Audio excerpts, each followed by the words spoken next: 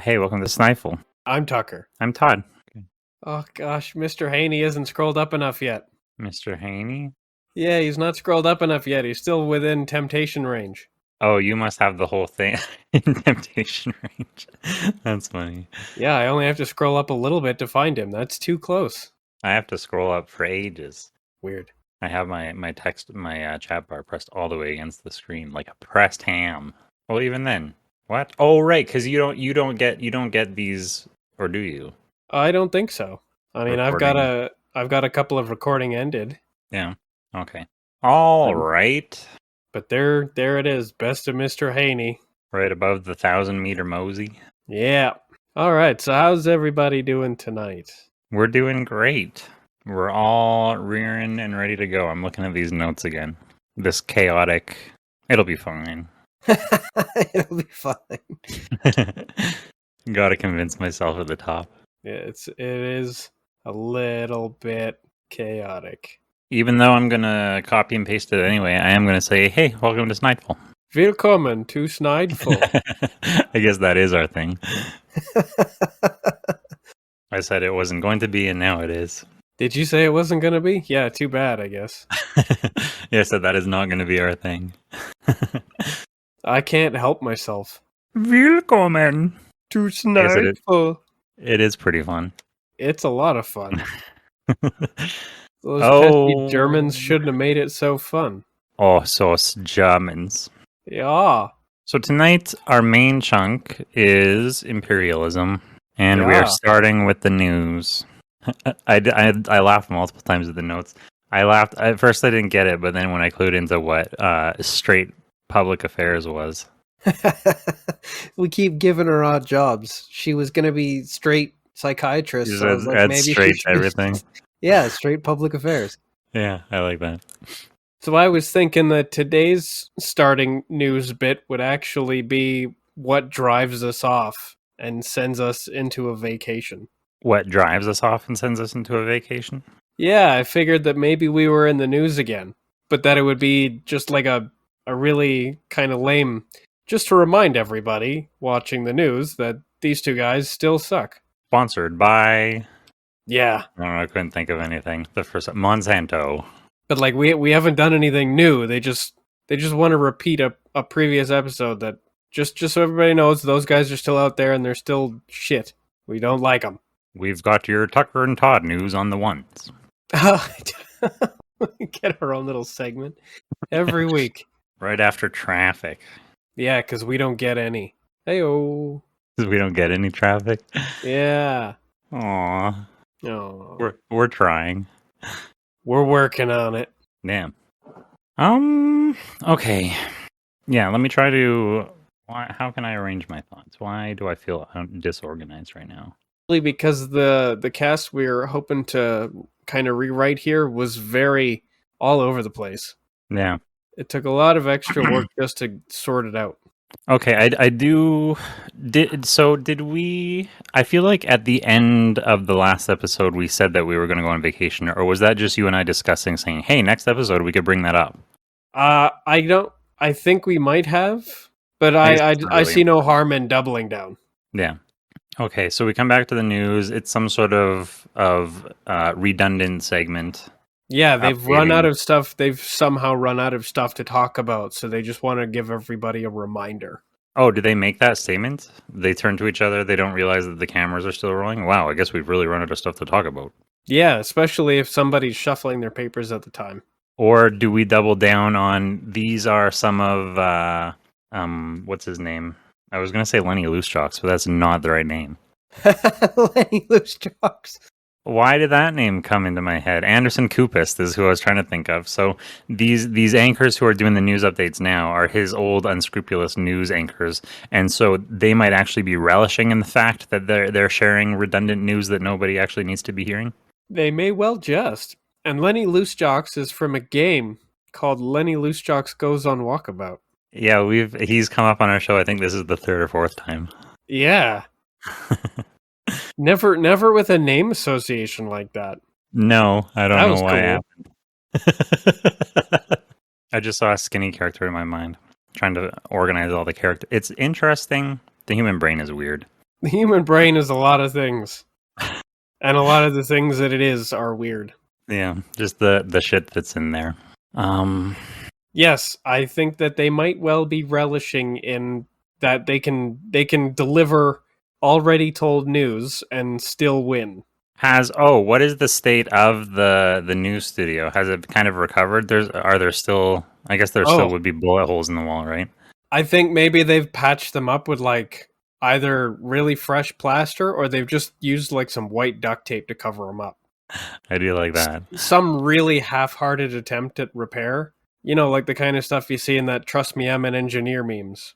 Yeah. So Or no real effort's gone into it.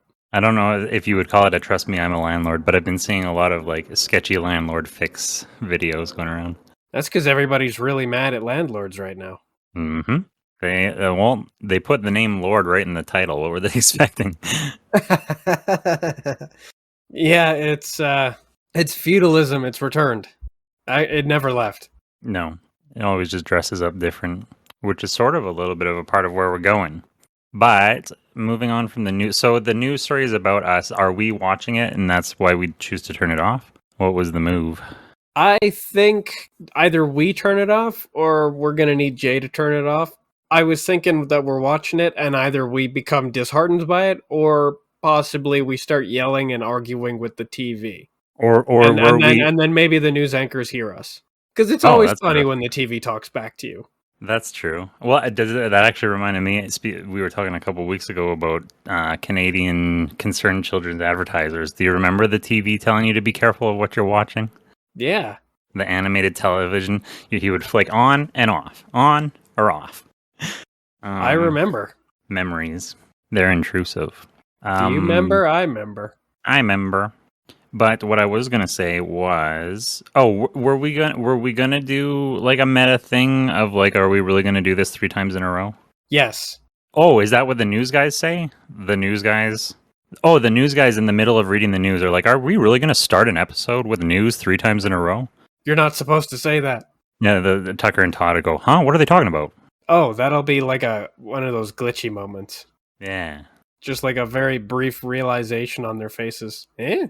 I think also a little bit. I'm remembering. Do you remember last summer when we recognized, as it was starting to get hot, that we got a little bit sluggish?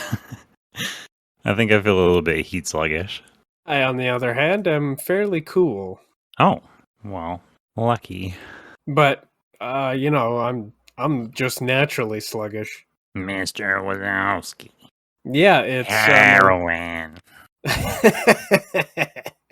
Oh, I remember now. Nancy's at the bottom of the heroic journey. Oh, yeah. Okay, the Yes, news. I think they're gonna say something on the news. First, they're gonna have to say, "Are we really gonna do this 3 times?" But somewhere in there, they're gonna say, "This just in, Tucker and Todd, they still suck," and that's an opportunity for us to start arguing with the TV, and they can argue back, and that'll be when Jay decides to shut it down. Or is Jay the one that notices that there's something like actually interesting about what we're referring to? She goes, huh? And Tucker and Todd are like, what? And it's like, well, they're talking about starting 3 times with the news. This is the 3rd time we've started with the news. Or did what? And we look at the screen and blink. The crickets. Crickets, glitch. Yeah. What is this lady talking about? But yeah, I But guess. yeah, yes, we our argument upsets us enough, and the public sentiment is turning against us enough that we want to go for a vacation. Oh, are we starting to get like hate mail and stuff? Are people starting to harass us? Is that what kind of like forces us out? Yeah. Oh, Handy shows up with an email. Is he in a worse or a better state than last time we saw him? He's recovering. Oh, he invested in online shopping, which really took off during the pandemic. Oh, that is true. Yeah. So yeah, he's wait, bounced back. Oh, did he got hired by Basil Bob? That'd be an excellent segue because he comes in the next episode. Oh, really? That's very exciting. Well, that's very exciting. I'm looking forward to next week then. Yeah, so I think that would be an excellent tie-in as he started working for Abaddon. Oh, that is actually great. Yeah, because we have several characters that revolve. Yeah, that's actually, I like that a lot. Let's do that. Yeah. How are you doing, Handy? Oh, I'm actually okay these days. I Yeah. got a new gig. Made a couple of good investments, got a new gig, got a new lease on life. Things are going pretty well. Which means we're obviously going to have to ruin his fucking day by the end of this. Oh, obviously. And pretty much no way around it. We have to destroy everything that we come into contact with. But as soon as we turn off the TV, we get like a "you've got mail," and it's I can't handy. watch the news anymore. It's handy. He shows up and he's like, "I've got a message for you guys," and then he just slaps both of us across the face. Since he's a hand, he can deliver that kind of message. Yeah. What the hell was that he for? just delivers the assault. I like that. Yeah, he's like, "I've got a message for you two." Slap. Oh, does somebody like either straight woman or Tucker or Stan like pins Handy down like aggressively? Hey! Don't shoot the messenger, fellas. I don't know. I think Tucker and Todd are either we both get slapped or one of us gets slapped and the other one might be able to do a pin. But if we both get slapped, we're dazed and somebody else is going to have to do it. Oh, we get dominoed. One of us gets slapped into the other one. Yeah. That's very efficient. And then we would have bowling pin sound effects. Oh yeah, especially as we go down. Yeah. All right, so somebody grabs Handy and is like, "Hey, what's going on? What are you doing? What the hell are you doing?" He's like, "Yeah, don't shoot the messenger. I've got a message. I told you. That was it. No text. It was just a slap." That's right. The internet's a fancy place. And maybe we're a little bit confused, and the straight woman says, "You guys got your first hate mail." Like she kind of has to explain it to us. By this time next year, I'll be able to deliver smells. We got our first hate mail. We're moving up in the world. Oh, are we excited about it? Like, hey, that's pretty good. No, guys. You don't want to be hated. No, and it's definitely because of how we keep turning up in the news. Well, we didn't mean to. What do you want us to do about it?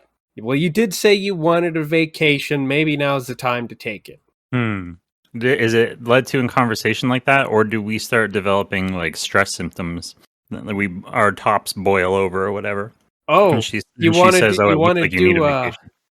do a montage? A montage?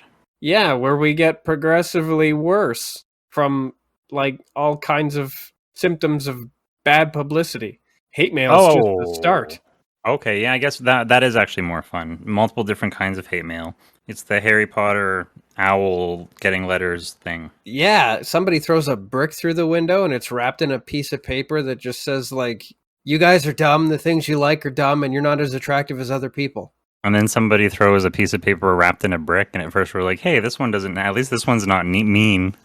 We open it up and it just says "cunt" or whatever. It's a really small piece of paper.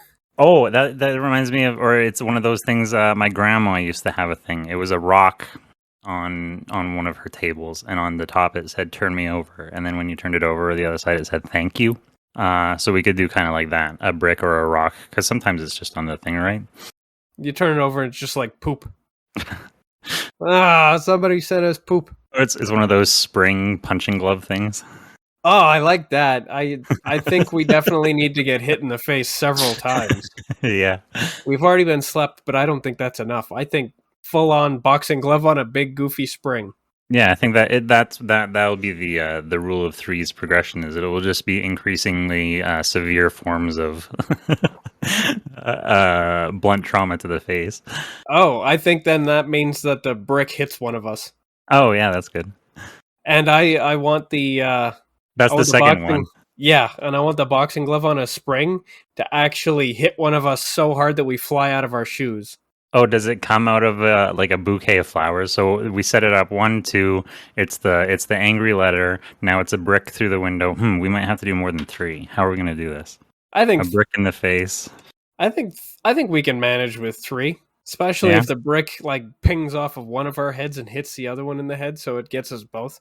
Okay. And then we get a bouquet of flowers, and then we're like relieved, like and then the boxing glove comes flying out of it. Bam! Knocks our eyeballs right over our skulls. I want to get smacked so hard that I leave my shoes behind. Oh, it knocks your socks off? Yeah. Like I can slaps me right out of the frame, but my shoes are left behind. I can do that. Yeah. And I can make Talk it about a wallop. absurdly comically fast too. With like little puffs of smoke coming out of the shoes because of how quickly I exit them. Yeah. Little flame trails. And they kind of wobble in midair for a moment before tumbling back down. And then puffing into dust. Yeah. Meanwhile, somewhere in the background, there's like a crash as I've finally made impact with something. Oh, there's the Tucker shaped hole in the wall, of course. And Oh, then yeah. through it, we see the puff of smoke in the background. And that's an opportunity for me to crawl back through the hole and be like, all right, we need to go. Maybe she's right. Okay, I second vacation. Yeah. Yep, I've changed my mind. Okay, yeah, I think when straight detective, I guess straight woman right now, her job is just straight whatever we need her to be. Jay tells us that we should go because this is only going to escalate, and we both just bravely say, "Oh, I'm not afraid. I don't care." And then this is an opportunity for us to say the exact opposite of that. Okay, we're afraid. Right, yeah. We're afraid. We don't like this anymore. I'm afraid now. Yeah.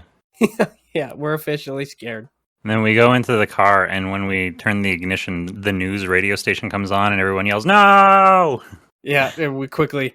There's like a probably a slowdown moment as one of us quickly reaches for the news dial to change the channel just before they finish the news intro, and we're all just like, "Whew!" Almost lost. Oh, my we're hearing cool that there. that whole thing. Yeah, a little like news jingle, and we're like, "Whew!" Almost lost my cool there. And Because then we're Grinch thieves. yeah. And then foolishly we go to the beach. Just like a nearby place. We go lay low 15 minutes from home. And that goes about as well as you'd expect. Well, because it's crowded Well, because we're still in our local in our area, hometown. so everybody recognizes us and shits up the beach at us. So yes, we get recognized and we probably have like a repeat of our hate mail montage while we're in our Speedos. And then just immediately back in the car. All right, admittedly, that was an error in judgment. Yeah, I think we could even like catch another brick. And yes, that's basically how that goes over is we go to the beach, we get run right out of there. We probably don't get to have our feet touch sand for more than a couple of minutes before there's a mob. And then yes, immediately a segue to being back in the car. Since it is the beach, we're gonna do some of that goo lagoon scenes from SpongeBob. Oh yeah. But we back in the car. we successfully get driven out. We do a smash cut to us being in the car, and we'll be like, all right, so maybe we should have driven a little bit longer. Thus, it's time for the road trip. Yeah. Now we transition into road trip hell. We're leaving the state. Do we start off? We try to listen to some podcasts, and then we make fun of a bunch of podcast tropes. Sure. Ugh, I can't believe anybody listens to this. Who likes this? Yeah. Who are these clowns? Why does anybody want to? Why do they think anybody wants to listen to their ideas? Yeah, we can poke some serious fun at ourselves while we're at it. Welcome back to A Thumb Talks About Elk. What? It's the Joe Rogan experience. He is a thumb, isn't he? Yeah. Well, he's toe Rogan, but Welcome back to the big toe, giving you bad medical advice. I've got with me the little toes. Little toes. And don't forget, let's shoot the homeless. Oh yeah, and the poor. Well, yeah. I'm sure that'll solve the problem. The poor are in danger of becoming the homeless, so if we shoot the poor, we can get rid of the homeless. But we need the homeless to sustain all of the jobs of the people that depend on jobs that take advantage of people who won't do anything for themselves. You mean that there's something about the system that's innately exploitative and takes advantage of desperate people?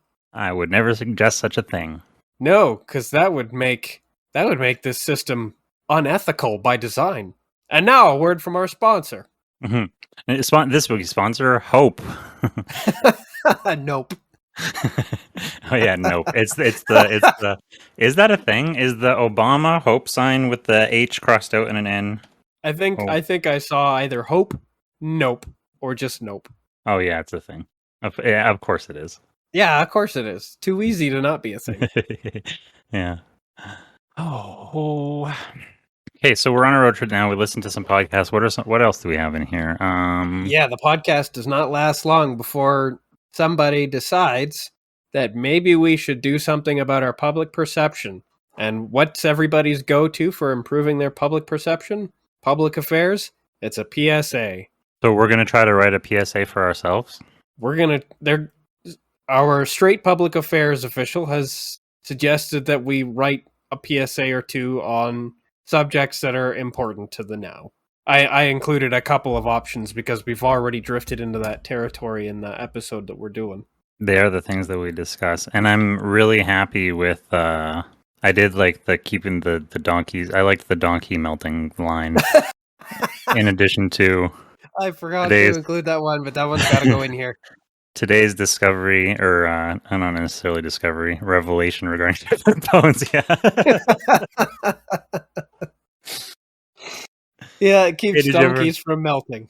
We do, yeah. So this is us doing 5 minutes of observational comedy. Have you ever noticed that Jello is just sugar and bones? What do you mean, Todd? Yeah, and we're going to go into detail about it, and everybody listening is going to become freaked out. So, yeah, so the idea is that we are writing these PSAs, and it's going to demonstrate that these are causes and topics that we care about, so that we can garner empathy from people that also care about them. Are Tucker and Todd really capable of caring about stuff that's important? Either it's stuff they care about, or it's suggestions that are given to them by the other crew in the car. Remember, we have Stan if we want anything really inappropriate to be suggested. Oh, so do they actually end up writing anything, or they're given the assignment to write, and then they just start sharing their opinions, and then Straight Woman says, "You know what? We'd better not share these." Oh, I like that. I think we can start writing them, and it starts kind of promising, and then we immediately derail it and ruin it. Yeah. Tucker and Todd don't know how to write a professional PSA. They just start injecting all of their own shit into it. And no matter what, they make it jokey and like silly. I like that. So they suck this seriousness out, and eventually it stops being about the topic at all, and it just starts becoming about all the different ways you can make fun of it. I like the idea. Maybe we actually get to the point of annoying our straight public affairs. She grabs our tablet out of her hand or whatever. You know what? Never mind. She puts the podcast back on. Oh, I think she's going to throw our tablet out the window. Oh, that's good. Yeah, but I was thinking that we would do a couple of these PSAs. We'd make them relatively short, but as we start writing them, that's when we do the sort of dream fade into our imagination. Oh, okay. And our little scenes that we're creating would include people that happen to be in the vehicle. Oh, that's good too. Since our straight woman was actually the straight therapist, for instance. Yeah, I like a series of little vignettes. Yes, that happen to, as we do really frequently now, include people that we happen to know, just because they're easy characters to drag into our stories. Oh, and then just looking ahead a little bit, and the way that we, transition from this is right in the middle of one of the stories. Tucker all of a sudden yells, "Stop the car!" And there's the screech of brakes and everything, or screech of tires, I should say. And they get out, and Tucker is staring and pointing at the billboard advertising the fun farm. We gotta go there. You know what? That seems the most appropriate, because he is the little kid out of all of them. Yeah. He's the one who's going to notice, hey, look, that sign says fun. We gotta go there. Do we have Craig and Stan with us? Yes. Okay. We definitely have Stan with us. I think after all of their crazy moments Jay was possessed by Stan for a little while. They're inseparable now. Oh, yeah. Ooh, that can come into play later. They can have like some sort of, not latent, but what's it called? Like a connection. For sure. Like a psionic tether. Yeah, they've got, maybe they can't like read each other's minds, but it's like empathic. Yeah, that's interesting down the road. Stan's in trouble. He's afraid. I like that actually. Straight woman. I feel all fuzzy. What? Like Like you're numb? No, like I'm covered in fuzz. Like I'm a fuzzy bear, and my eyes feel like googly eyes. She starts going into like a trance. I'm so soft. And that's exactly how Stan gets into the cookie jar. He just like hypnotizes her so that he's unsupervised. Clever little bastard. Standing on Craig to get up high enough. Oh yeah, especially if Craig has like an extendo neck. He's got go-go gadget stuff we've never even heard of. All sorts of, yeah. Endless possibilities. Okay, Okay, some of so these PSAs. Are we yes, doing diabetes? Refined sugar, definitely. I think diabetes, refined sugar, and then sugar could actually segue really neatly into sugar and bones. Yeah. Diabetes very easily links into refined sugar, which very easily gets ruined by us doing a tirade on sugar and bones. That'll probably be where everybody decides we need to stop, and somebody throws our tablet out the window. Are we excited about sugar and bone? Oh yeah, we love sugar. Yeah, are you kidding me? That's metal as fuck. We rip open our hoodies and we're wearing sugar and bones t-shirts. Yeah, we'd be like, that's an awesome name for like a song or maybe even a band. And then we're like, yeah, we rip open our hoodies, got like a black shirt with like really, really stick looking white text, and it's just sugar and bones. Well, and in the background, there's just like a little guitar medley. Yeah. We're like, metal. And then somebody throws our tablet out the window. Yeah, this was a bad idea. And I guess our shirts come off with it somehow, and then we're just wearing regular clothes again. Reminds me of that scene where Homer had nipple rings, and then like something took the wind out of his sails, and like a breeze just like blew them off. That's pretty funny. I'm sure I'm remembering that correctly. I mean, I haven't looked at it in 10 years or more. But as soon as the wind gets taken out of our sails, our metal shirts disappear. Aw. Just gone again. Aw. Yeah, but yes, diabetes into either refined sugar into diabetes, or diabetes into refined sugar. It's still like an upward slope there. We're serious enough and we're critical enough. These are serious issues, and then something is going to have to tip us into sugar and bones, and we nosedive. And then yes, we ruin the PSA. So that's all kind of neatly one single continuous PSA with 3 different components. I like that. Yeah, is the diabetes component basically what we had the conversation? I had just learned that it's what is it, that it poisons you or whatever? Yeah, it basically just kills you. Yeah. Sugar is bad for every part of you. It just fucking kills you. Yeah. It's bad for your nerves. It's bad for everything. Yeah. It's horrible to your pancreas. That's an opportunity for like a really quick smash cut to a pancreas with a face, and it's like it's just wheezed its last breath. Yeah, I suppose it wheezes its last breath, and then it dries out and it crumbles into dust. I like that. Yeah, good old pancreas. We'll miss crumple. You. Yep, you served us well. You worked literally to death. And so that would lead into somebody asking the question of, well, if sugar does that, then why are we allowed to have it? Well, it goes a little something like this. Oh, yeah, I guess you're right.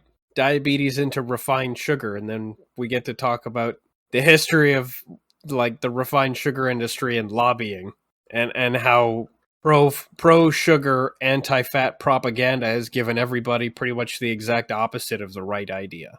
Fat became a scapegoat, sugar became the hero. Which in a way is sort of a form of imperialism, creating enemies.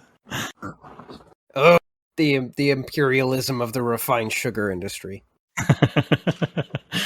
I bet you there is a sugar refinery called Imperial Sugar. I don't even have to Google it. I 100% believe that. There's an Imperial everything. Yeah, that just sounds true. It has the quality of verisimilitude. Yep, they're from Texas. Refinery operations in California, Georgia, and Louisiana. Formed in 1843. Wow.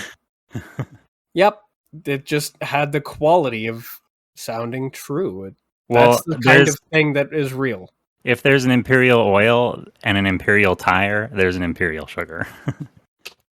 There's an Imperial everything, and they probably all happen to have ties to Auntie Imperialism's fun farm. Someday we're gonna meet a little imp named Uriel. Oh, Imperial. Yeah. It's very funny. Works for Basilbub. Yeah. Okay, so Oh, yes, like, seriously? that's how we get into refined sugar, and then how do you want to segue into sugar and bones? Is somebody going to mention something about gelatin? I think we almost have to do that line reading the exact same way that we did it in the show. That's one of my best improvised comic line readings ever. I can't even remember what you said. Something about "don't tell me." Something about it stops. Oh, it stops the whipped cream from melting. Yeah, Maybe you tell that it story. seriously does. It My stops. mom always used it to stop whipped cream from melting. It also stops donkeys from melting. Okay, Jay is the one who has to say that then, because we've Yeah. got the same mom, and she never taught us anything. Oh yeah, maybe that's a line. Is she's talking about refined sugar, and she's like, "It's the same as gelatin," and we're like, "Wait, don't gelatin? Mom always used that to keep the blah blah blah. We love gelatin." It also keeps donkeys from melting. That was pretty good. Even after 100 listens, that's the one that still makes me laugh. We stare aghast. Yeah, you never noticed donkeys don't melt? And then we're like, "Wait, but there's gelatin in Jello." And she's like, "Yeah, Jello is basically sugar and bones." And we're like, "Awesome." Yeah, we're aghast. Our eyes are wide open, our mouths are hanging low, and she's like, "Yeah, it's pretty shocking, isn't it?" And we're like, "Metal." So we Excuse have me? the shirts on again. Well, no, that's when the shirts first come out.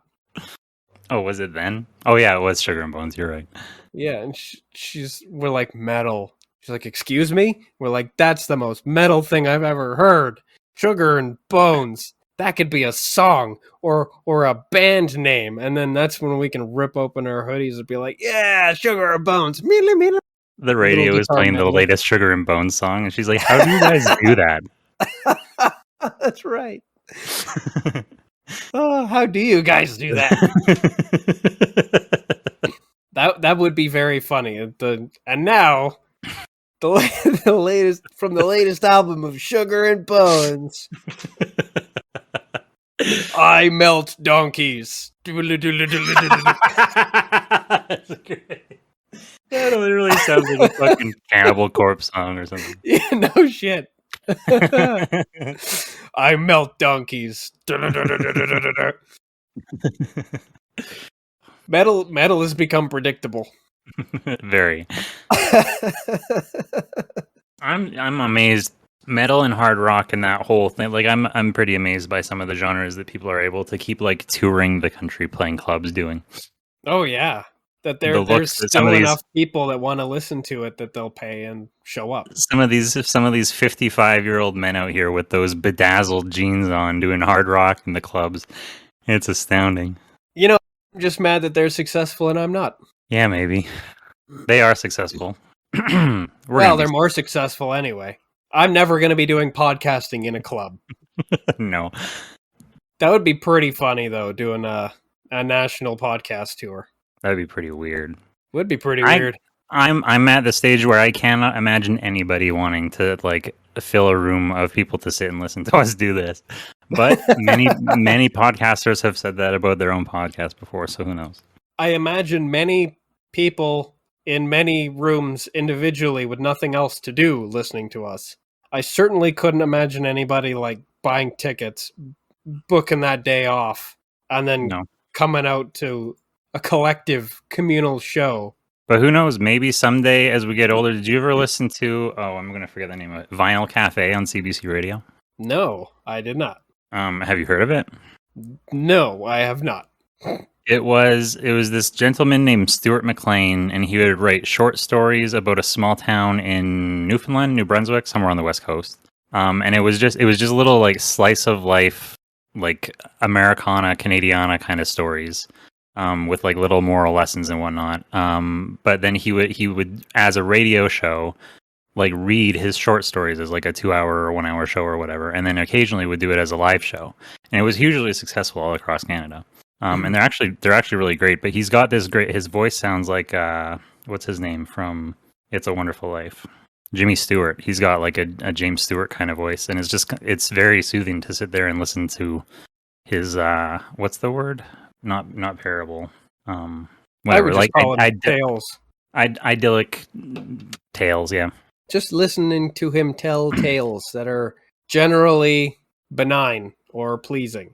I could see us evolving into some form of that where people don't like pay money to sit and listen to us improvise a story. But if we got to the point where we turned our scripts into like a little radio play and then performed them as a stage play, that I could imagine. yeah. Because I was thinking a bunch of people showing up to listen to our podcast. We don't even have to be there. We just drop a tape recorder. Yeah, no kidding. Have an intern press play. You all turned up to listen to us. This is a pre-recorded thing. Psych. Yeah, we don't do live. We have all your money. Thank you. Yeah, I guess it's somebody presses play and it's just I melt donkeys. Da da da da da da. Just a couple of idiots. It is the 1 hour loop of I Melt Donkeys with Gandalf nodding along to it. Just remember, you paid for this somewhere on an electronic banner. That's what's scrolling across it. Your money made this possible. I can't remember who. Oh, actually, it might have been Louis C.K. Yeah, I think it was Louis C.K. I saw live at Mac Hall in 2009. Oh, you got to see him? Yeah. I actually sat front row because it was the first like comedy show I'd ever gone to, I think. And me and my friend were like, maybe if we sit front row, he'll like roast us. Yeah, it's stupid. That's what we wanted. But he came out and immediately said the cool thing about this is I don't have to try now. I already have your money. Yeah. And you know what? He told us at the end, he said, okay, now I'm going to go to the hotel and jerk off, which is a very Louis C.K. thing to say, but also was, I guess, sort of like a self-fulfilling prophecy. Yeah, probably. But yeah, has Louis ever really taken the piss out of the front row? I mean, maybe when he was a kid. Yeah, I don't think that's ever really been part of his act. Style, he's not exactly Jim Davidson. No. For anybody who doesn't know, Jim Davidson used to write awesome, hilarious adult plays that would basically involve an awful lot of audience participation. Everybody, they all interact with the front row. You got to be a certain kind of person to go along with being in a show like that. Yes. My favorite one ever was Cinderella, and that would be S-I-N for sin. Okay. Unfortunately, it shares its name with an actual porn parody, so careful if you look it up. It's also Savannah Dexter. It's also a music video. Of course it is. But Jim Davidson's Cinderella is one of the funniest productions I've ever seen. Okay. Oh, it killed me. I'm actually dead right now. I'm talking to a ghost. Yeah. It slew me. There's nothing left of me except like a little echo. It's a pretty advanced echo. Yeah. Well, the internet. Are we done? Oh, that's a curious thought. What's that? That's that's not that. That's a rabbit hole. The whole idea that if infinity is infinitely divisible by 2, like if you can, what's that? There's the math rule about you can divide by 2 infinitely, and therefore, if you divide the last moment of your time infinitely, then that is how you can live forever. Crazy. I want to see if anybody can pull that off and just never die. Isn't that interesting? I'm continually cutting this last moment of my time in half. Okay, we'll see how long you can sustain that. We'll see. How are we going to check in? Yeah. I built a special machine just for it. Yeah. Are we done with our road trip? We sing our song. We get our tablet thrown out. Yeah, our shirts are gone. I think this is an opportunity for us to be forced to listen to the radio again for a little while. And then we have a little bit of road ambiance, and that's when we see a billboard off in the distance. We smash cut back to Tucker, whose eyes go wide again. He's like, "Hey, stop the car!" Oh, I like that. A straight woman wants to listen to NPR. Yeah, like she's like, "That's it. I'm gonna enjoy the rest of this trip." So she puts on what she wants to listen to, and that's that. We just stare. Our eyes glaze over as we stare out the windows. Yep, we start doing the imagining an invisible man jumping on all of the fence posts as we drive by. Miranda's family in one of the fields. Oh yeah, she would be Perfect character in the background for this. Well, because are we involving Jersey Cow? Is the Jersey Cow a central character? Is she I actually a think, cousin of Miranda? yeah, I think she could be a cousin. Obviously, since by this point we'll have already met Miranda's sister, Yeah. it might be important to make this I mean, it'll be a palette swap, because whatever. Yeah. Just give her a different hat, and now she's a new character. Easy. Yeah.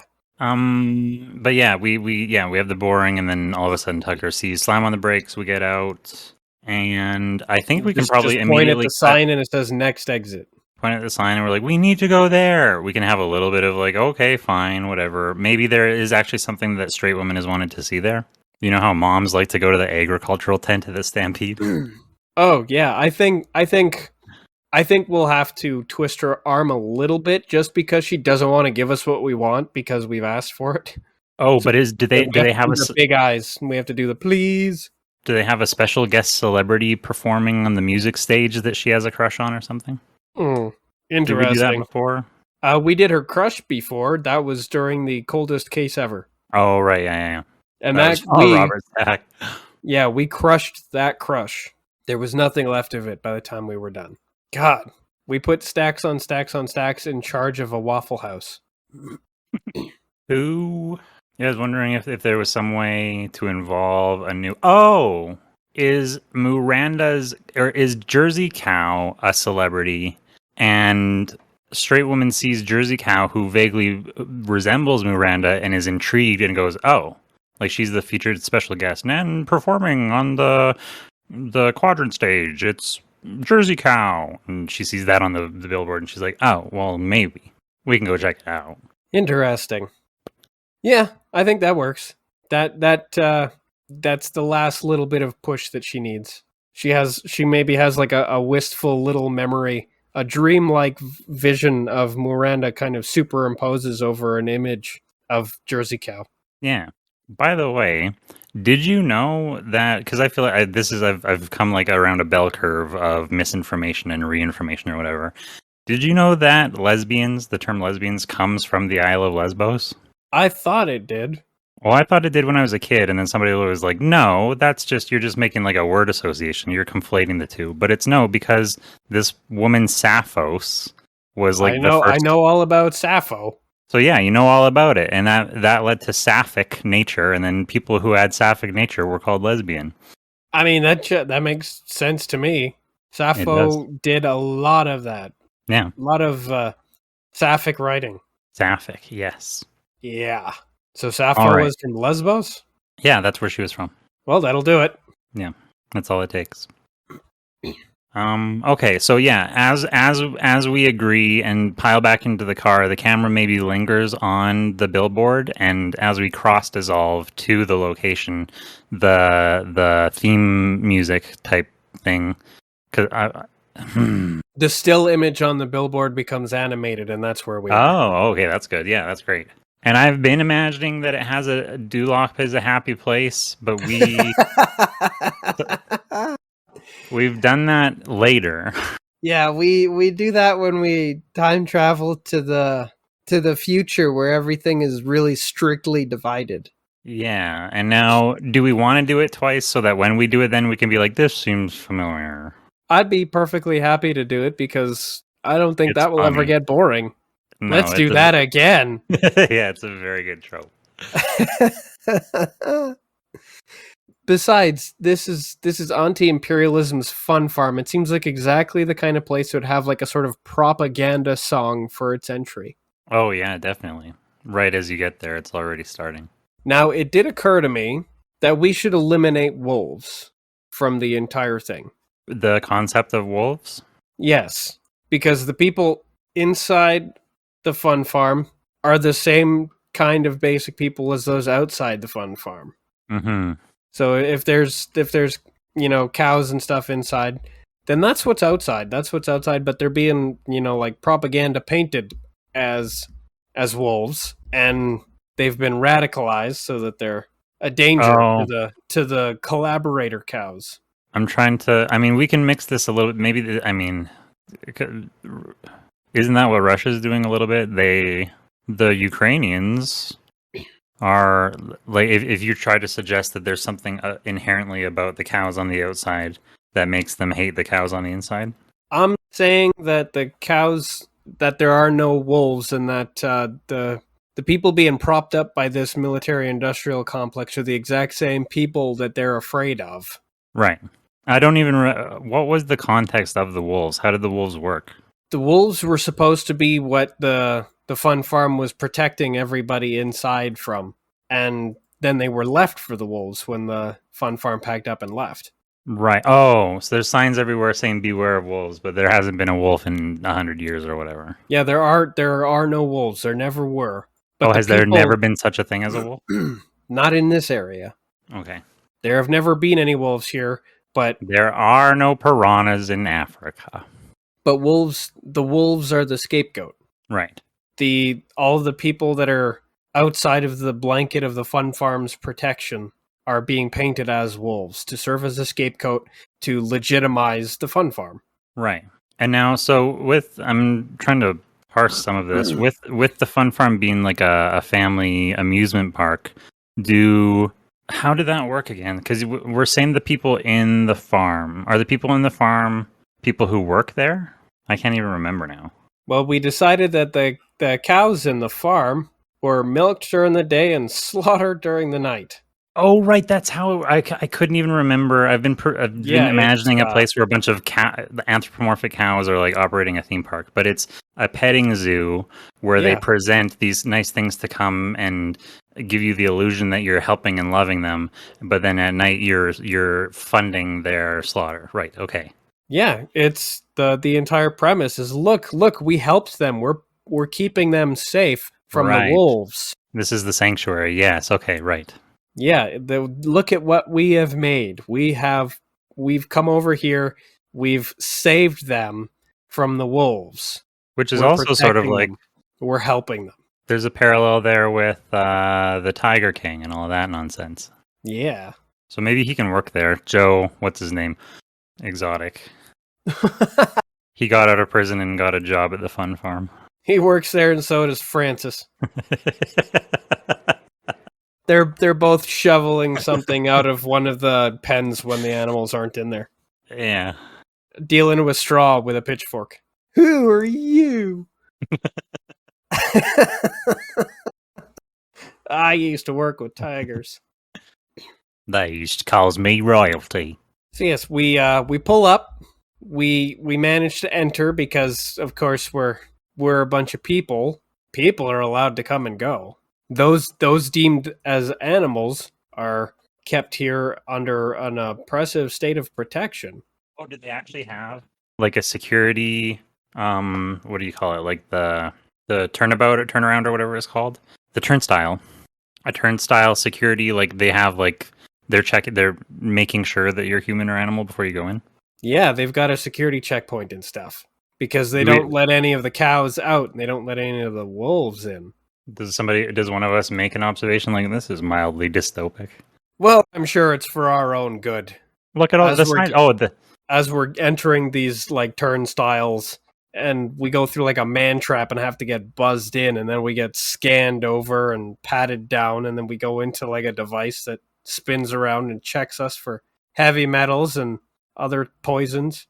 That's how we could maybe establish it then. We get there and we see these lines, and then we realize that the lines are for these turnstiles with the razor wire and whatnot. And as we're going through, one person does make kind of like a concerned note, and then the other one points to the signs on the fence like, look, no, they're keeping the wolves out.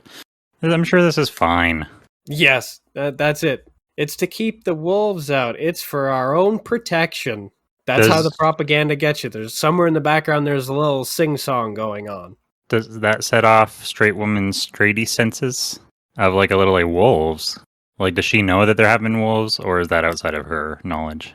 Well, I think we did establish that we left our familiar surroundings, but she may be skeptical. She's no dummy. Wolves? We didn't see any wolves. They're out there.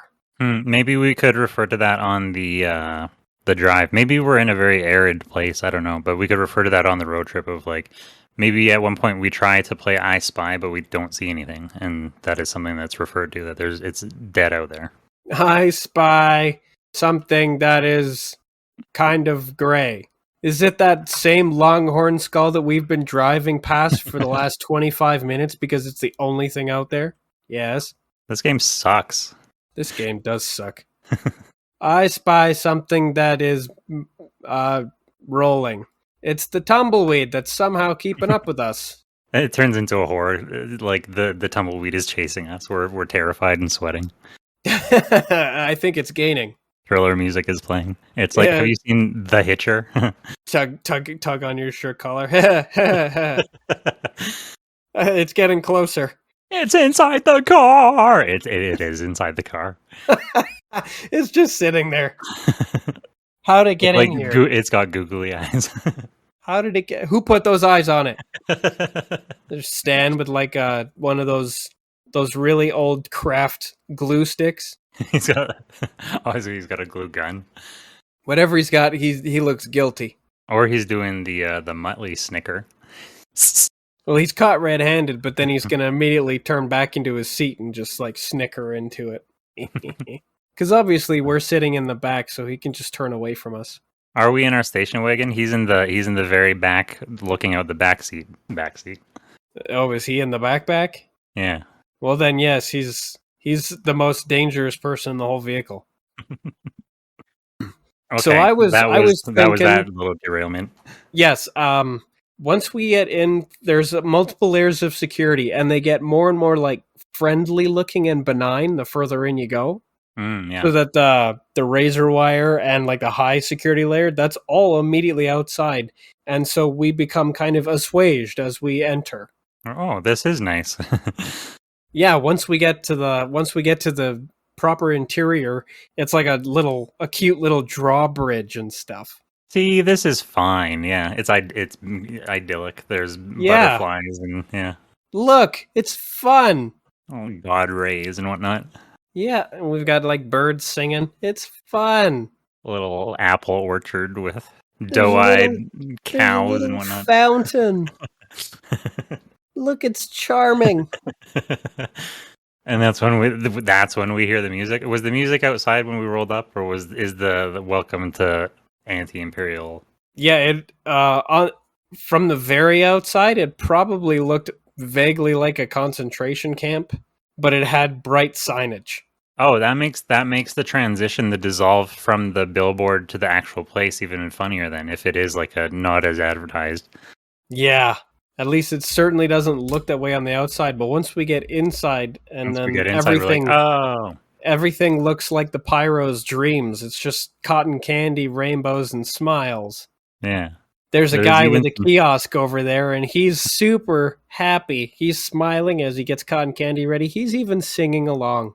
My mind is going wild with whimsical, like, there's a man in, like, a bean pod canoe pushing... or, like, a gondola, I meant to say, like... Yeah, he's got a gondola.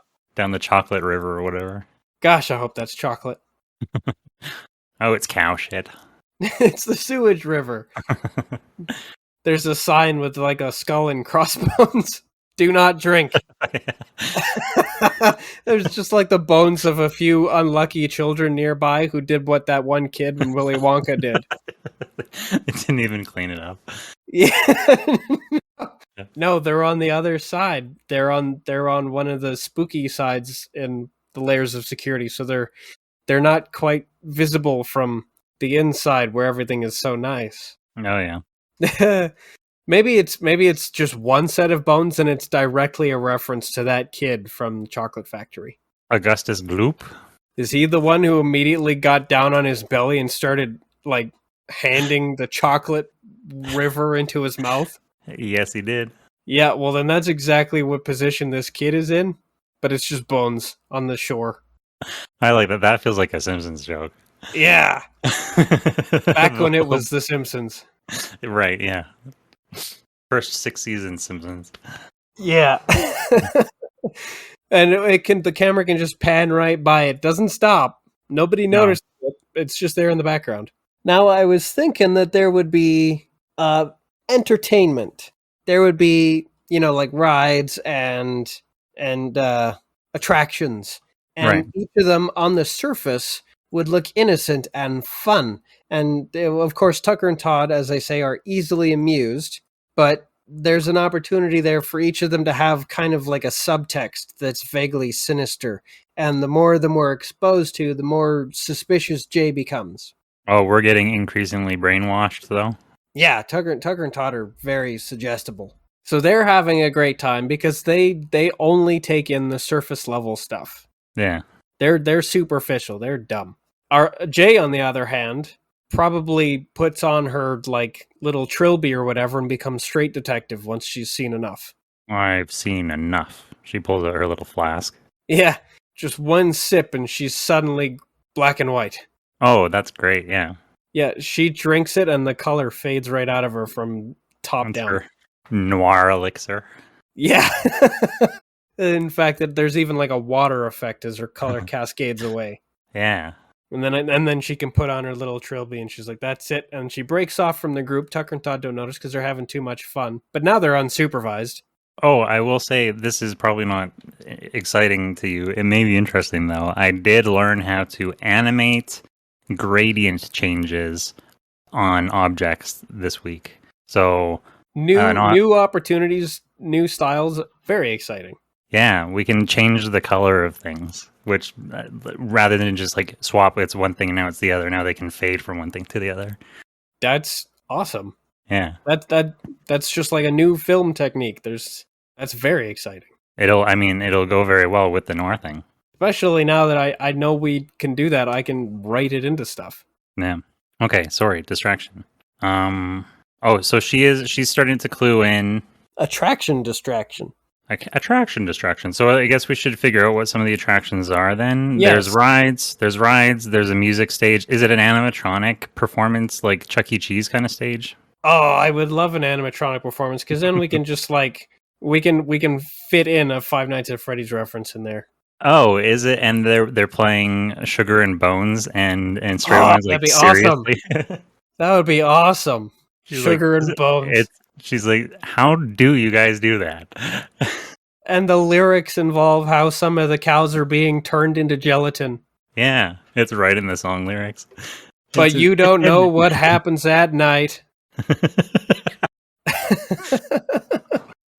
Just like little references.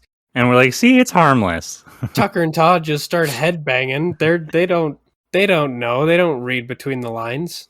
No, just immediately. Devil horns. Yep, they're like, yeah, awesome. I think their hands are perfectly made for devil horns. Yeah. They have 4 fingers. So long as they have enough fingers, they can pull it off. Yeah. Ew.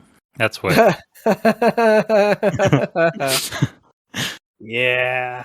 That's a bad day. The hammer pulled you off. ER stories. Okay. Yeah, So we've got a music performance. We need a ride. We need a ride. Is the emotional roller coaster there? Are we going to do that? Oh, I would love that. The emotional roller coaster. Todd takes one look at it and says, I'm not getting on that. That's my thing. He's like, no. Nope, I know myself. Yeah. I told you how I felt about this kind of thing. And then of course Tucker can't get on because you must be this tall to ride. My gosh, that happened to me an awful lot as a child. Not tall enough to ride. Yep. And then every year I reach a new milestone where I'd be able to get onto a ride that I couldn't last year. That's gotta feel exciting though. And then it sucked. The ride wasn't worth the wait. No, it never is. It's not even worth the line you stand in, let alone the year getting around to it. Yeah. It was a line and a year. What is a year if not the longest line of your life? Wow. We should start an Instagram of like cursed motivational quotes. Waiting a year is just waiting in line where you can sit down. Every year of your life is just waiting in line to die. Brutal. So is the emotional roller coaster like an indoor not tunnel of love, but sort of like a Space Mountain kind of thing where it's all like inside a tunnel? Is there some sort of brainwashing that's going on in the roller coaster? Is there something about it that's emotional? Yes, that's perfect. I like that. There are like screens, and in fact, the entire interior of the structure is a screen. Just distressing. It's just screen. like, I thought you said screams. No, it's one big.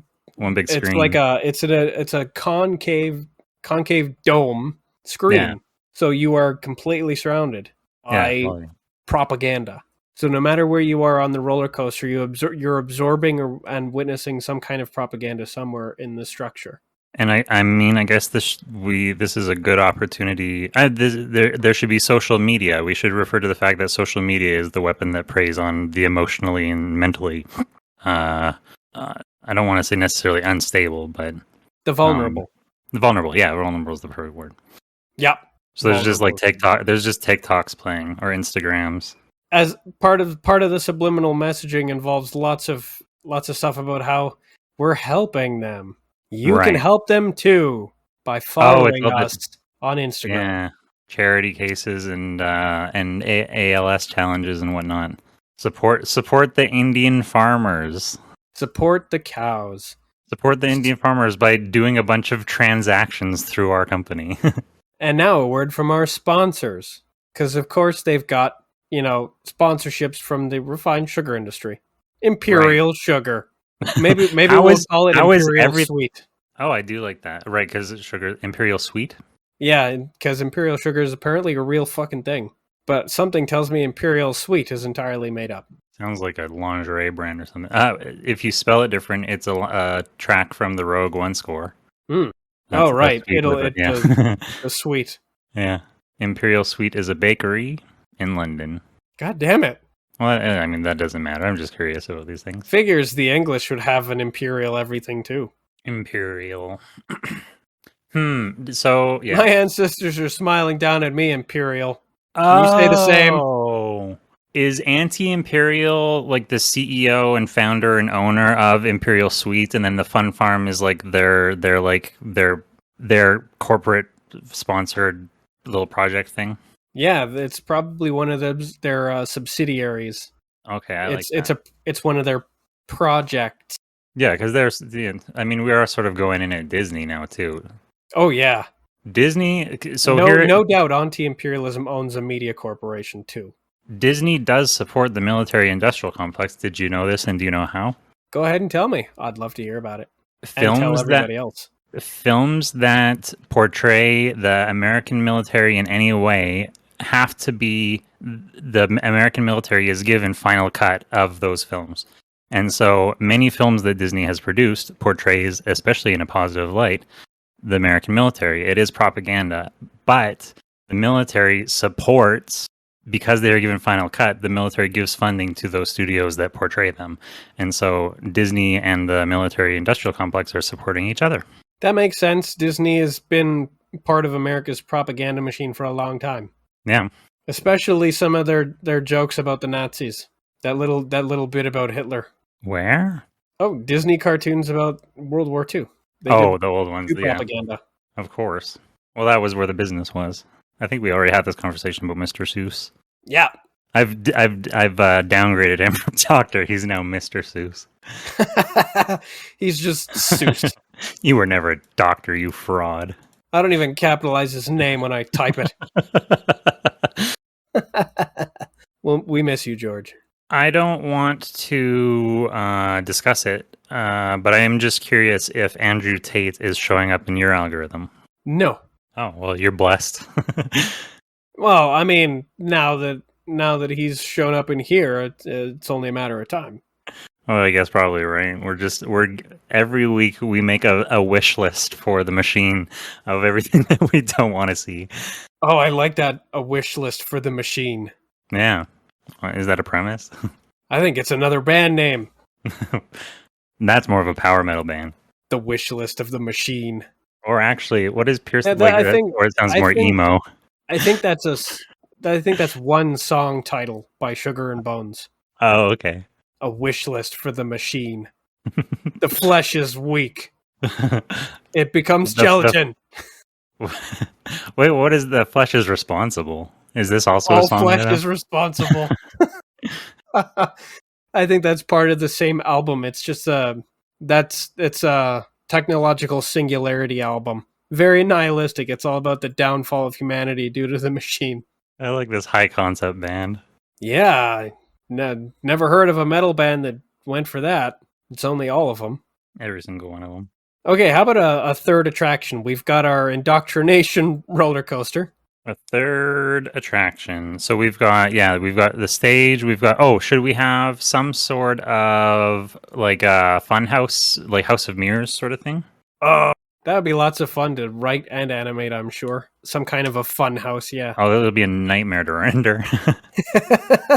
All those mirrors. Oh yeah. Yeah, but just imagine Todd stepping in front of a mirror and being short like Tucker, and Tucker stepping in front of a mirror and being all stretched out like Todd. That's awesome, and we have to do that. Yep. Yeah.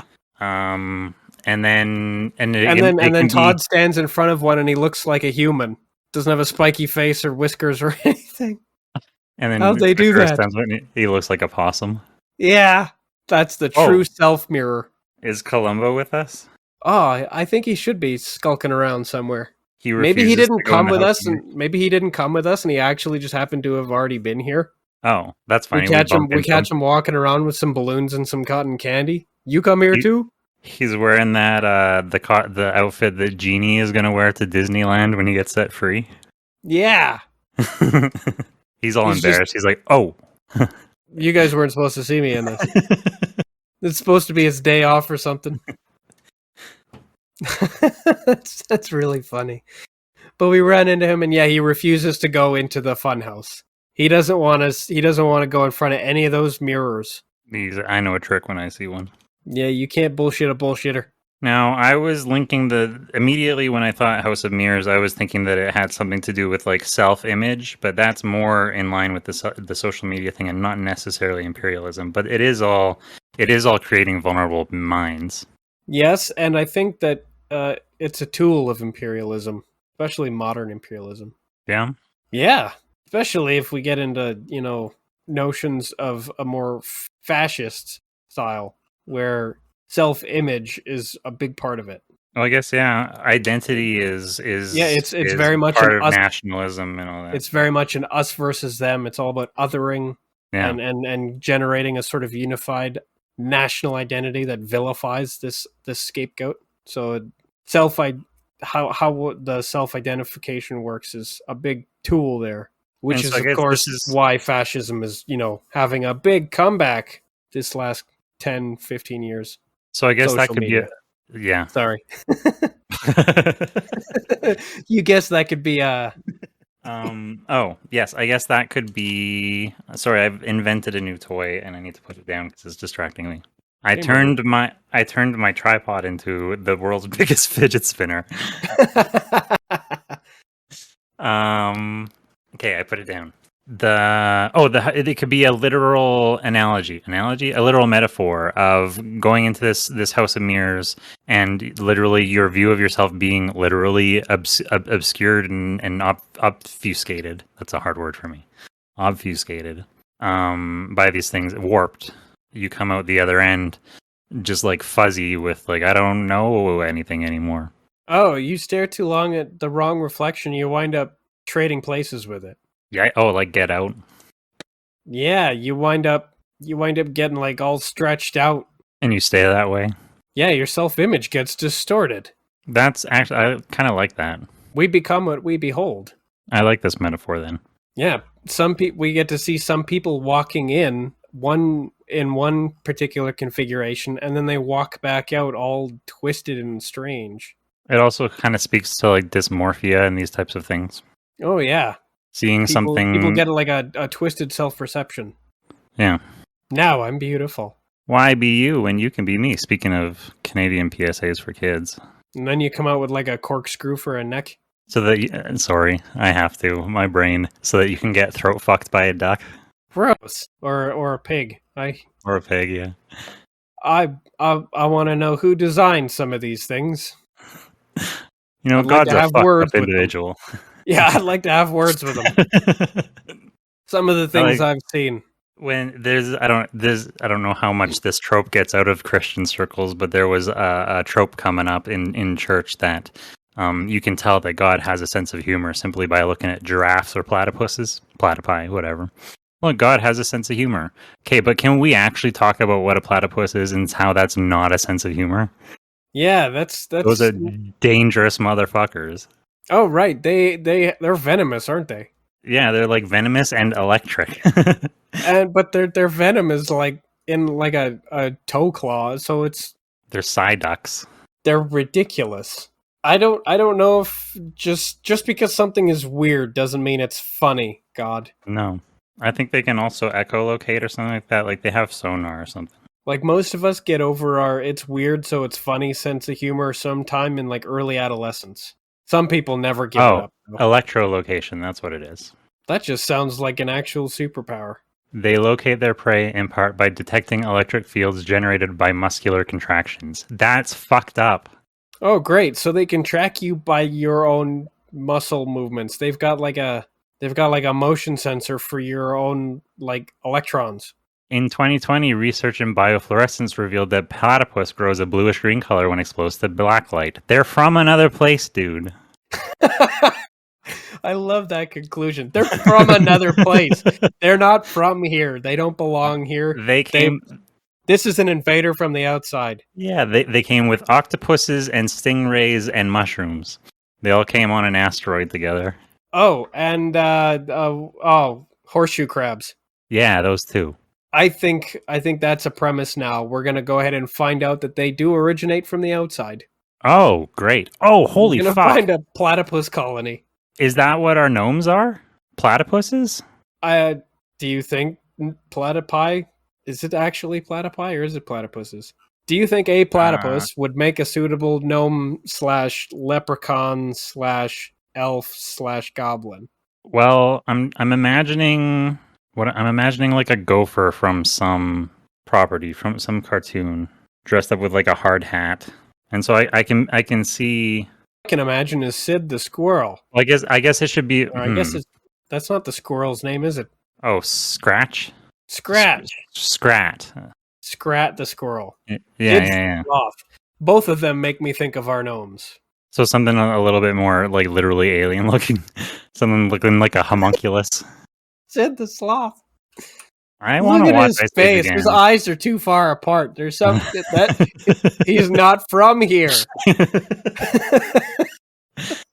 I mean, there's a chance that sloths might not be from here. Did you know that there was a giant sloth at one point? Yeah, but did it look anything like Sid? No. Actually, you know what? It looked more like Sid than anything else. How does he see? I don't think he can. I don't think that works. I kind of forgot though that I genuinely like for a long period I called Ice Age was like the funniest movie I knew. Ice Age it holds up pretty well now. Yeah. And so does Scrat. Scrat's funny as hell. Scrat is entirely physical humor. It's all visual storytelling. I saw on Instagram the studio that did all the animation for the original Ice Age like kind of like closed up shop like last month after however 10 or 15 years or whatever. Like not necessarily as a we can't go on, but kind of like became something moved on.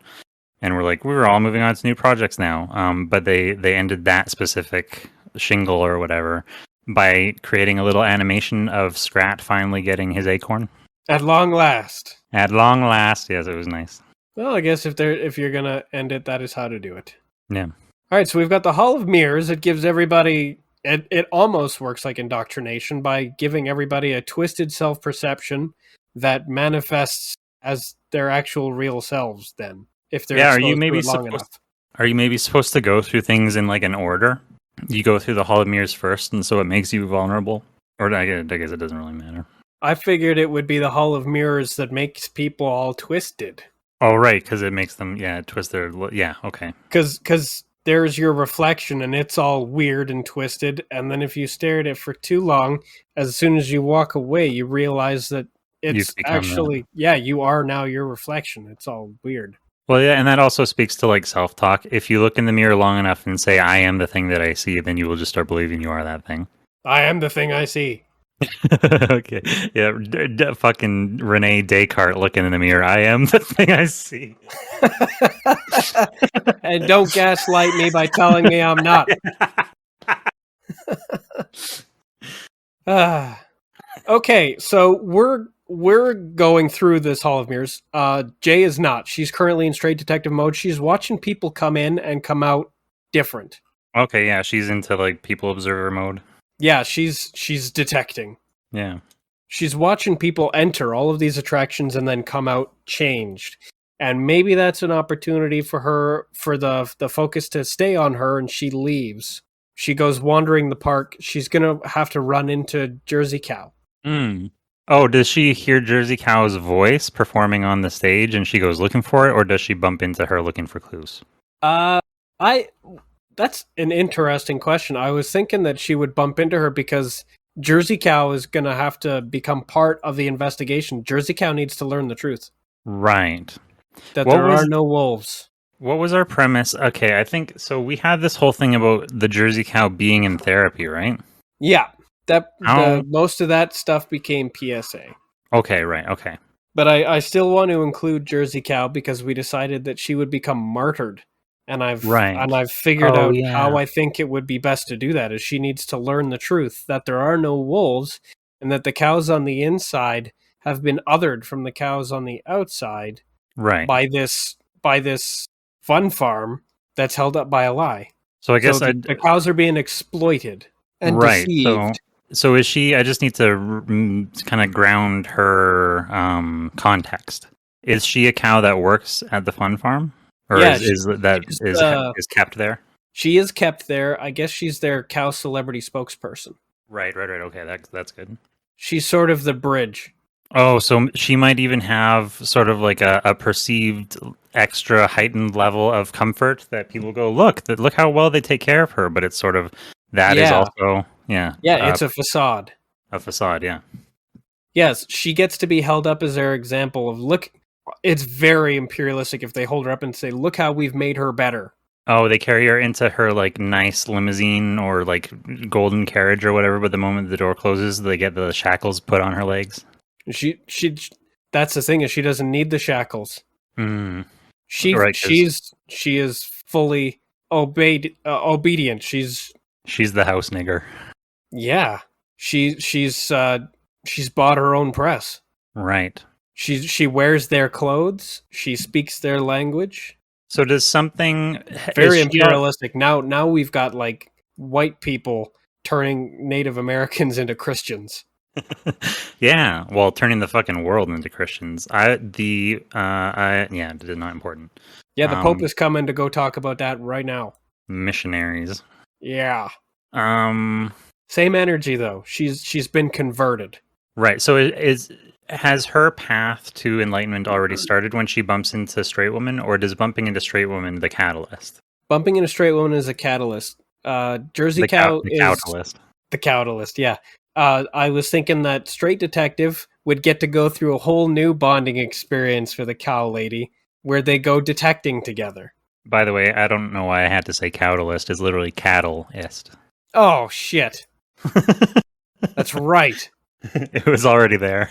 It was already there. Damn. I stepped around it. Yeah. You suck. Yeah. Okay. It's so much better too. Because you don't have to stretch the word around it. It already fits. That's the name of this episode now. The Cattle-yst or the Cattle-yst? Yeah. The Cattle-yst. Okay, yeah, this is the Cattle-yst. Perfect. Okay, so I was thinking that this would be an opportunity for a sort of a mirror of our first straight detective episode, where she gets into a series of discoveries. She's going on a little detection adventure with a cow lady friend. And of course I'm gonna ruin it for her again. Yeah. This time tragically, because holy shit, Jersey Cow is going to be murdered. At least Miranda's still alive.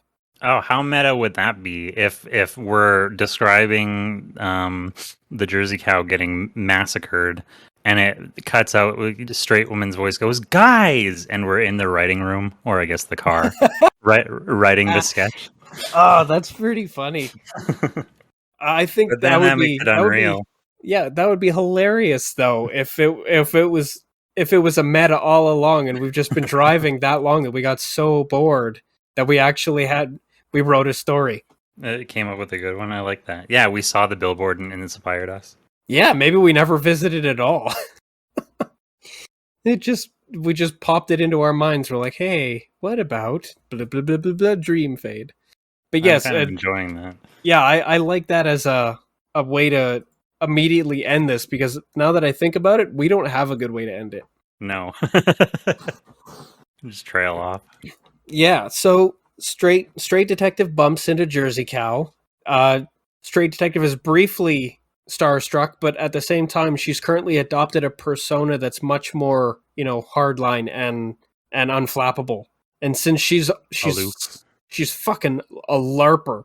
A hoof. Yeah, she aloof, but she larps the shit out of it. So even though she would be normally starstruck and like all blushing and bashful, she's pretty charismatic and cool about it. So it takes her by surprise for a moment, but then she immediately like gets back into character.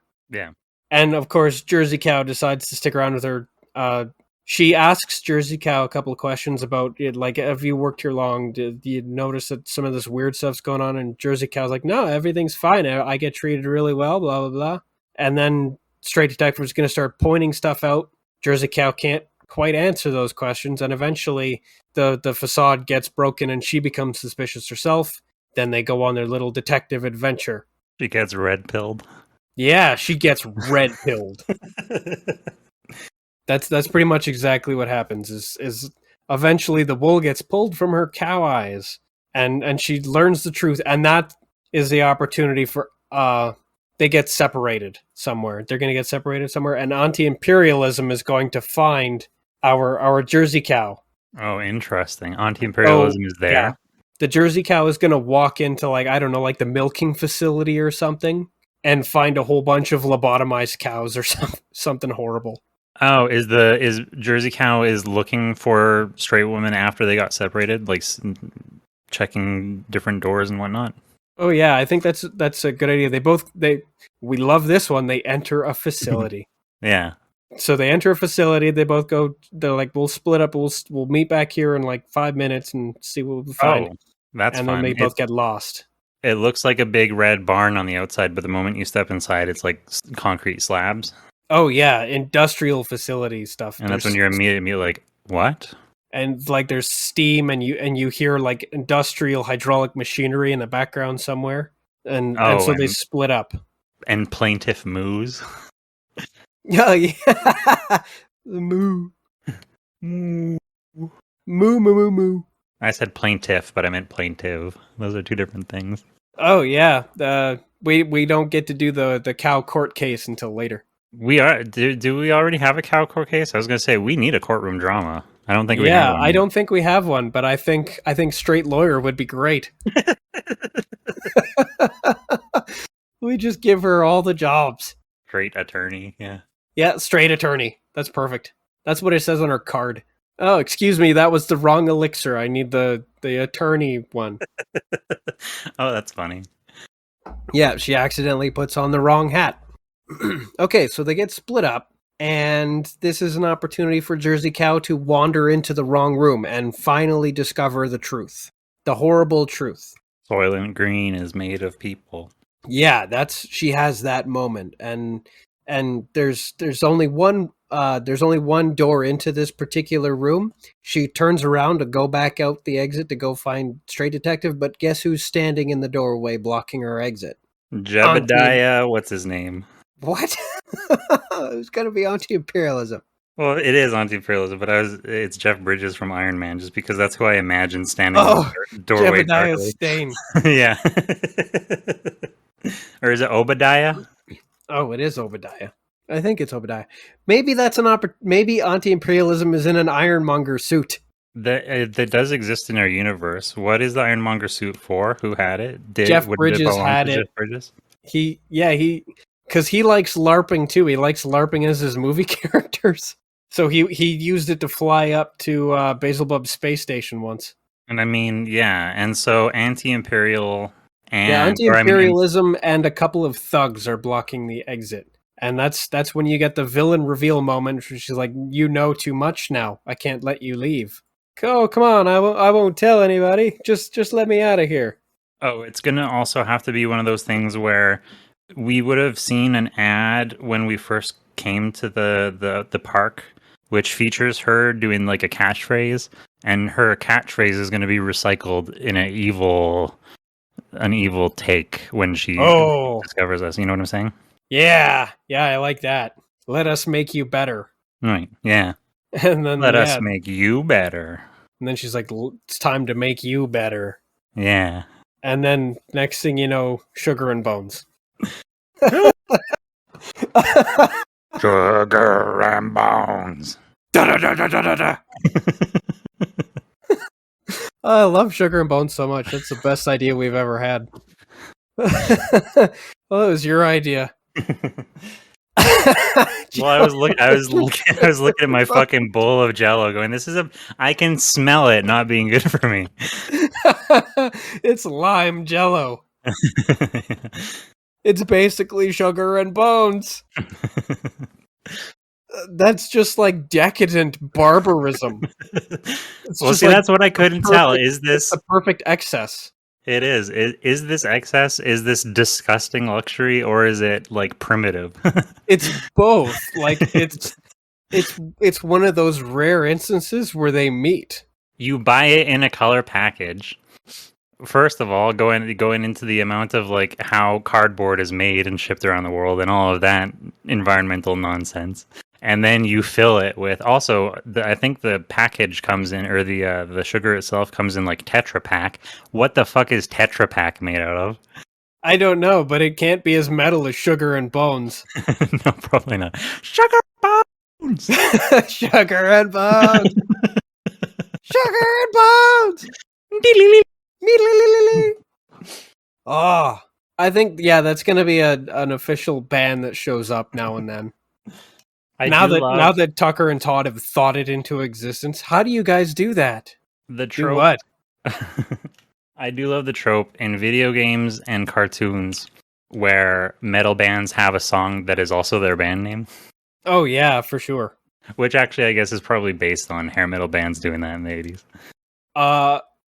I know many examples of bands that have a song either on their very first album that's named after the band, or it shows up somewhere eventually. Yeah. I think every single metal band I listened to in high school did it eventually.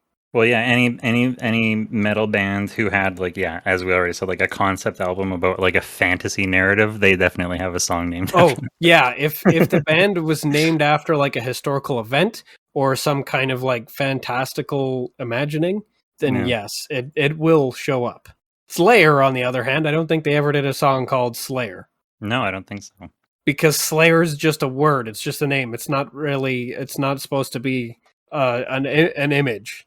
It's not a concept. It's like Metallica. If they had chose to name their band Ride the Lightning, it would have been cooler. Probably, yeah. But then Enter Sandman. That would have been a cool band. They wouldn't. Their shirts wouldn't have been as marketable. Probably not.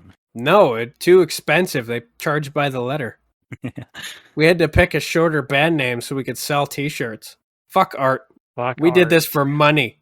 I love these metallic T-shirts.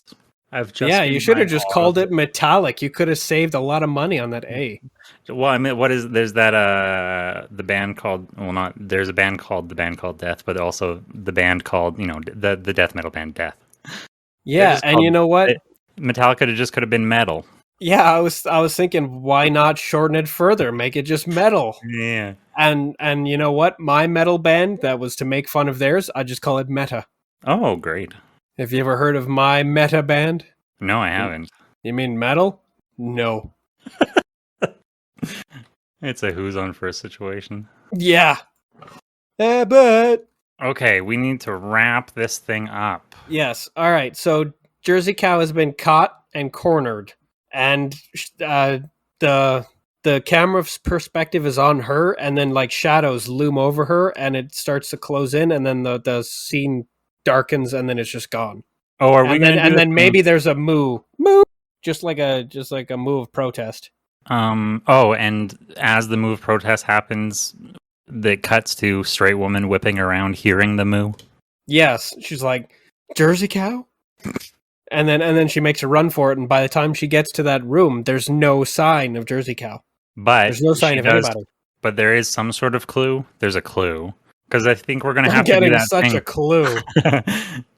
I think we're gonna have to do that thing where she figures it out at the last moment and runs to discover. Like she witnesses the martyring, right? So she figures out the She doesn't conspiracy. witness the martyring, but I'm happy for her to find a clue. Okay. Some kind of token or trinket, especially if it's something she can keep. Oh, a token from. Oh, I was gonna say in the room. So she doesn't find a clue linking anti-imperial. No. Okay. Anti-imperialism is going to get away with it. Oh, I guess that's only appropriate. But the thing is as soon as straight detective leaves this facility, they're going to be eulogizing Jersey cow. Ah, okay. It's already been prepared. They've already moved that far. Yeah, they've got everything in place.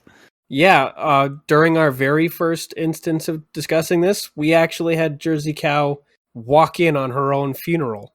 Like, there's a casket there. There was the stand for her portrait with like a white shroud over it.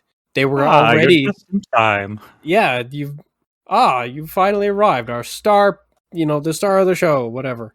But so they've already got it all prepared. Straight detective is gonna collect a token of her new friend, and then she's gonna look around, find that this place is now abandoned. It's already cleared out, so she's gonna have to run back out, and then they're playing on all the loudspeakers everywhere because this entire place is media wired together.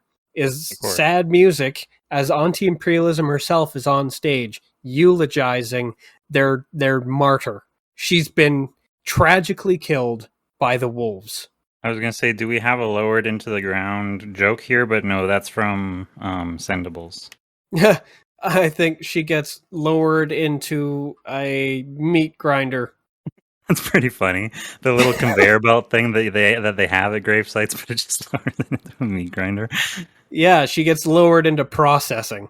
Suddenly she's ground beef, sugar and bones. Her hoofs just get like plucked off with pry bars, and they're gonna go make gelatin. Bones too. Sugar and bones. Oh, that's exactly what's gonna happen. Once anti-imperialism is done eulogizing, she's gonna welcome Sugar and Bones onto the stage, who play a set in honor of their latest martyr. Which prompts Tucker and Todd to reconvene with Straight Woman and give us a reason to like move out. Yeah, Tucker and Todd are going to run up because it's metal, so they're summoned by it. And I suppose this might be the opportunity for Jay to pull us out of our storytelling in protest. Why she die? Why is she dead? Why did she have to die? Yeah. Or yeah, did she honestly have to die like that? Well, yeah. How else are we going to get Sugar and Bones? You guys are disgusting. But yes, she's gonna have. I got lost in the reality of imagining a situation in which Tucker and Todd are putting their friend in this situation in which they have written a situation where she kind of falls in love and then has to watch the person or get ground up. Turned into food. and then rub it in her face. They have a concert of the band she doesn't like. It's basically a great big middle finger to her, the entire thing, isn't it? We make fun of her detective LARPing. We make fun of her romance with Miranda. I guess that is a good. If we are in the car, then she's driving. If she interrupts with "All right, I get it," like we've been trying to get back at her for something. You can have ice cream sandwiches or whatever. I think that's great. We don't do it for the art or because it's our job. We do it because we're vindictive little shits. It was a spite story. That's so much funnier. She's like, I get it. Yeah. Well, stop. Yeah. And we were writing it all along. I love the idea of it. And then she's ground up into meat. Her hooves get pulled off with pliers, and her bones all get sucked out with a giant vacuum. Stop. Okay, I get it. Yeah. That's Sugar and bones. Oh, that's funny. Okay, fine. We can listen to the tape or whatever. Is that it? This We entire wanted story's been in protest because she turned off the music. She threw our tablet out the window. This is the best we could do. Yeah. Oh, that's perfect. And then it turns out to just be like a great big spite story. And then the end is just the whole thing, the car driving over several mounds into the horizon. And this is where we drive by and there's Miranda and her family in the background. Oh, that's great, yeah. So the music comes on and it starts playing, and then in a kind of a reversal of how we did in the bison bit, we've got the radio sound sort of feedback in the music, and then it zooms out of the car and then it's clean. Becomes and then a score, and then we see the car driving by, and in the background there's Miranda and her family. That's great. And that's credits. And no post-credit sequence. Don't need one. No. Unless it's anti-imperialism or anti-imperial, whatever, arriving at the Abaddon space station in the mech suit. I think that's actually really funny. She like returns it. She's like, thanks, Jeff Bridges, for letting me borrow this. Oh yeah. So is she at the space station, or she goes to Fantasology? Yeah, good question. One or the other. Probably. Oh gosh. And how did that even work? I've forgotten. Even was somebody else in play? Was Jeff Bridges the original? No, runner? Jeff Bridges was put in. He kind of managed to put himself in charge of Fantasology after Elrond got spaced into the outside. And Elrond is who we have an episode about this season. We don't have Jeff Bridges this season. No, we don't. Okay. Elrond is actually a victim of Paperboy too. Yeah, interesting. All right, we don't have any Paperboy references in this one. But that's okay. We've left the state. Maybe that's our post-credit scene. Is now that since we're not in the studio, it's not occupied. It's currently being refurbished after a fire, if I recall. Oh yeah. Which means that we're watching news in the beginning in like a half burnt out building. Yeah, of course. Oh wait, no, we were in a motel. We were in a motel after we left last time, so that's just where we are watching the news. We're in the motel, and then we go from the motel to the beach, and then from the beach we go on a road trip. And I guess we never get to a destination because the entire thing has been us telling a story. Yeah, and so were you saying that post-credit sequence would be Anderson Coopist like skulking around our studio? Yeah, I think that would be an okay post-credit scene, and some kind of subtle nod to Paperboy. We're not there, so he can just be like planting a newspaper somewhere or something. Yeah. He's already got a newspaper bug in there, but maybe he's doing some other kind of clandestine activity. Or maybe maybe we took the newspaper bug with us and he's still watching us through it. Oh right, yeah. He's observing our travels. He's keeping an eye on us, and so we can see him in his lair. But like maybe he's mutated, so we can kind of show that his mutation is progressing as he's watching us. That's great. The credits occur, and then we come to sort of like a nondescript. Maybe it's I'm not sure, but you hear the music again as the diegetic needle drop or whatever. So it sounds like blood and sugar, or not blood and sugar, sugar and bones on the blood and sugar. Isn't that oh no, that's Blood and Thunder is a Mastodon album. Yeah. Split your pancreas with blood and sugar. Damn it, brain. Okay, so post credit sequence, the radio is playing Sugar and Bones, and somebody is humming along, and then we see it's Paperboy watching Tucker and Todd sing along to Sugar and Bones on the car radio in their car trip, and he's singing along Sugar and Bones. Singing along, or just kind of humming along? Yeah, I think humming along. Yeah, I think he would participate, but it'd be like a low level of energy and enthusiasm. Kind of like tapping his foot on the floor, though. Yeah, like he's still in it. But I think now he should show a couple of signs of being a mutant. Maybe we don't get a clear look at him. Maybe we're looking at the back of his armchair again. Mm-hmm. Oh, but he's got like scales or a big hunchback or something. Yeah, something going on that is different from last time that we saw him, so that we can kind of, things are progressing, Yeah.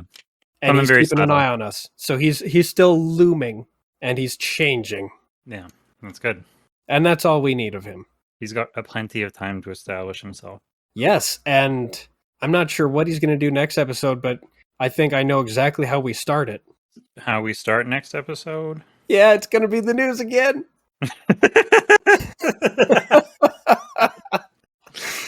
Because they're going to unveil Abaddon's newest project, the space elevator. And then Tucker and Todd say, I thought we weren't going to do that. When have we ever stuck to anything we said we were going to do or not do? Yeah, fair enough. It's just, maybe it doesn't have to be on the news. Maybe it can just be on the scene with a reporter. And we're walking by. We're like, this doesn't count. Oh, we run up and try to do the photo bomb the news thing? Oh, that'd be awesome. We're Somebody trying to put on the horse head. Oh, yeah. When does the horse have the other one's giving the newsman bunny ears? Yeah. I thought we said no news. This doesn't count. And yeah, they're unveiling the space elevator. Awesome. Yeah, it'll be Abaddon's newest project, the space elevator, and then we get a little interview that we can use to like introduce these characters right away. Yeah, like if they're doing like the press release, they have Beelzebub up there at the podium or whatever. Yeah. Giving a little Snap, everybody's taking pictures. Yeah. Yes, it'll be just like that. And we're going to finally have to figure out what his voice is going to be. Oh, shit. I think it has to be pretty fucking commanding. That might be beyond either of us. But that's a problem for another day. Yeah. Maybe I can see if do you have anybody in mind?